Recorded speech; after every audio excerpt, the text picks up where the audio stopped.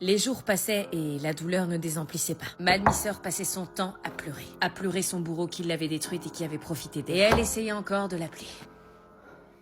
Le temps finit toujours par recoudre ce qu'on croyait déchiré. Elle avait sûrement raison. Puis un jour, à ma grande surprise, ma demi-sœur se métamorphosa. Elle, qui, dépassée par la déprime, ne s'habillait plus, avait radicalement changé.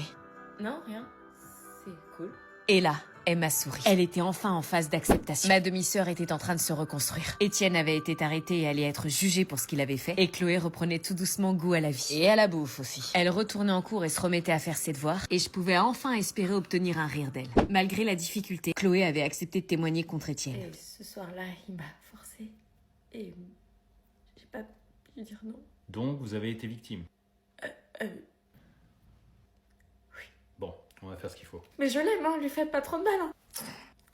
Rien. Le mot victime était difficile pour elle, mais j'étais fière d'elle. Je me sens pas victime parce que je l'aimais, je le voulais au fond de moi. Non, il a profité, il t'a manipulé, il avait pas à venir vers toi. Il a une femme et deux gosses, Chloé, c'est un daron. Pourquoi il a pas attendu pour en faire avec moi? Parce qu'il t'aimait pas comme tu le méritais.